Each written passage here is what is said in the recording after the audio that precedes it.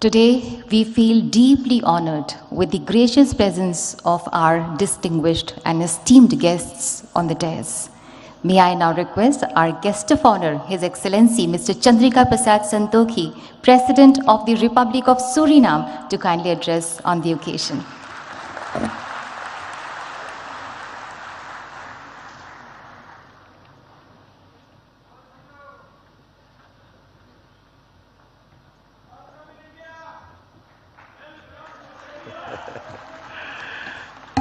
धन्यवाद धन्यवाद नमस्कार नमस्कार आप सब लोग के लिए नमस्कार Honorable Prime Minister of India Shri Narendra Modi, Honorable Minister of External Affairs Dr. Jaishankar, Honorable Chief Minister of Madhya Pradesh Shri Shivraj Singh Chauhan, President of the Cooperative Republic of Guyana my brother, Dr. Mohammed Irfan Ali, distinguished ministers, distinguished ladies and gentlemen. Good morning. Namaskar. महोदय, भारत की प्रधानमंत्री, आपको हृदय से मेरा नमस्कार और प्रणाम.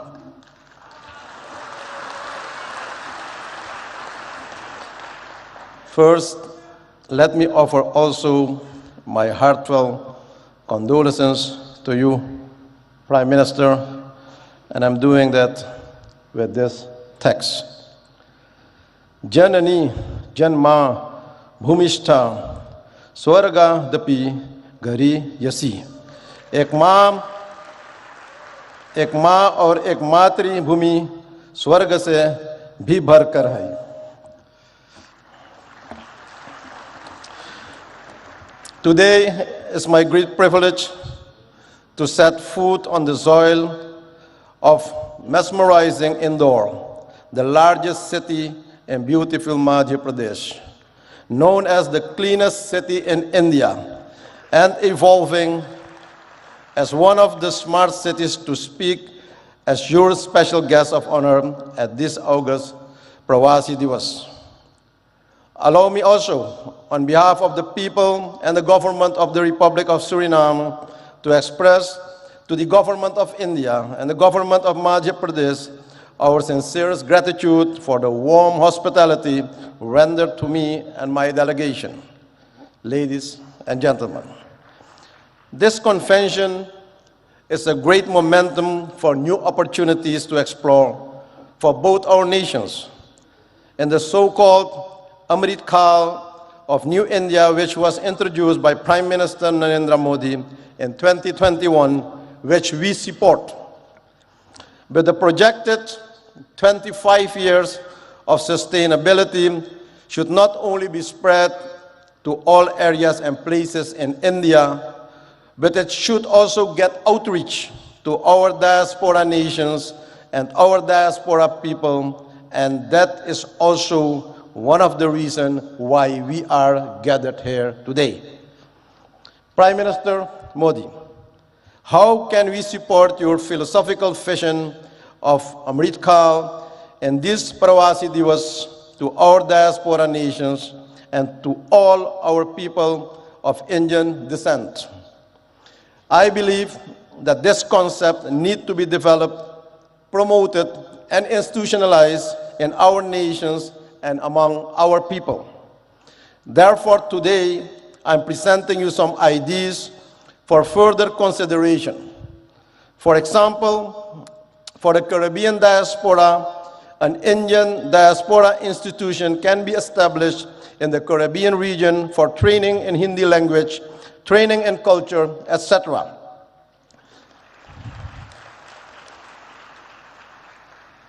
An academy in the Caribbean for supporting of film industry, where the talented diaspora youth can get the opportunity to showcase their talent, training in yoga, Ayurveda, and spirituality as a way of life. To enable this, a diaspora fund should be created for the diaspora projects and programs in the region. Also, founding of training centers, schools in different areas and places of our countries should be initiated to learn the Hindi language, our bhasha, but also learning about our religions and culture and our parampara, our tradition. The establishment of a Caribbean high-tech training institution in modern technology should be welcomed for the diaspora nations to support the IT skills among our citizens. My country, Suriname, is willing to host one of those institutions. Ladies and gentlemen, recently we initiated the idea to establish an innovation hub for the youth of the Caribbean for science studies, studying climate change and biodiversity, which can be integrated and applied in this IT institution. Another proposal is investing in companies creating semi-finished products where Indian companies can develop and produce products in our own region to strengthen the local communities and economy. This will develop and support our own local industry, local content. For example, instead of only importing logs from our country, wood furniture can be produced also locally based on the win-win principle. A regional enterprise for pharmaceuticals to produce affordable medicines for our people in the region, and also developing renewable energies in the diaspora nations that should be supported and expanded for the energy security. Another idea is the establishment of Indian financial institutions and banks for ease of doing business and trade in our region that will support financial inclusion of our business community and the people, but also to see this as a solution of financial exclusion by the threat of de-risking of several banks in the Caribbean nations by foreign banks, but also promotion of South-South cooperation, promoting connectivity through air and water connections for our nations, and creating and expanding joint markets for each other's products, and promoting movements of persons and goods through water and air connectivity. Supporting and promoting programs for the use of high technology by India for communication, education, and access to information to support knowledge and strengthen the human well-being for everyone in the community in our region. Ladies and gentlemen, very often, and you witness it every day, we are informed about the role and position of Indians in top companies of the world, in the health sector, in all modern medical institutions, IT world, and also the financial sector. The question is how we can benefit more from this wealth of knowledge and expertise in the diaspora community. Ladies and gentlemen, those are some thoughts. I see many opportunities for even a closer diaspora cooperation with Indian counterparts in all areas for the next 25 years. And I make use of this opportunity to invite all relevant actors from both sides to sit around the table and explore the new avenues of cooperation. Even on the highest levels of government, we should have more interactions and strategic dialogue to support and implement the vision of Amrit Kaal. Prime Minister Modi, my country, Suriname, is honored to mark the 150th anniversary of Indian arrival in Suriname in 2023, a significant milestone in the long and rich history of relations between our two countries. This is a memorable occasion. It's a time to celebrate the cultural ties forged between Suriname and India over the past 150 years and to reflect on how our two nations have worked together to promote understanding, cooperation, and mutual respect. The arrival of the immigrants from India and their progressive involvement in the Surinamese society has contributed and enriching cultural expressions and experiences. But they managed to keep their values, their dharma, and their identity, their pahichan. It is crucial to nurture these historical and cultural bonds and look ahead and chart a path towards broader economic and trade engagements and increased investment between our nations.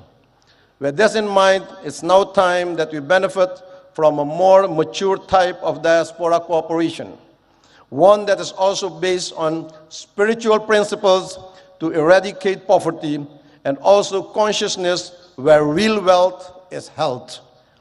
Despite the immense challenges of climate change, energy transition, and food security, we have to resolve all these challenges that we face as quickly as we can and with joint effort and commitment. We already have a solid partnership with many areas of cooperation, and with the relevant Indian authorities will undoubtedly advance the objectives of an enhanced and strategic partnership. Excellencies, friends, ladies and gentlemen, I'm aware of the fact that all crises and challenges can be faced. I see possibilities and opportunities. India has proven to be a reliable partner in regional and global matters. I express our appreciation that we'll have the opportunity to advance the voices of the Global South during the upcoming South Summit.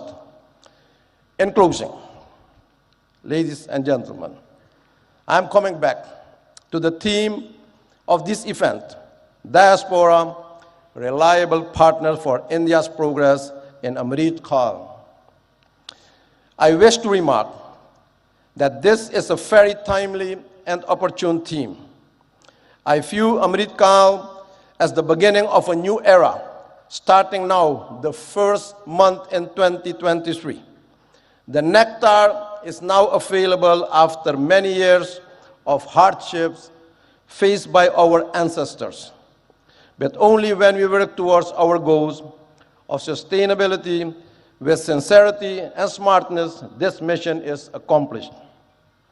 Prime Minister Modi, your leadership and vision for the G20 expressed by the theme, One Planet, One Family, One Future, is fully embedded in the philosophy, namely Vasudeva Kutumbakam Mahurbhava Janeyaya Jaivyam Janam.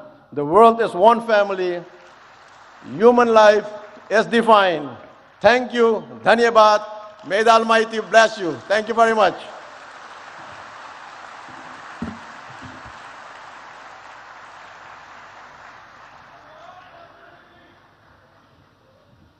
Thank you so much, His Excellency.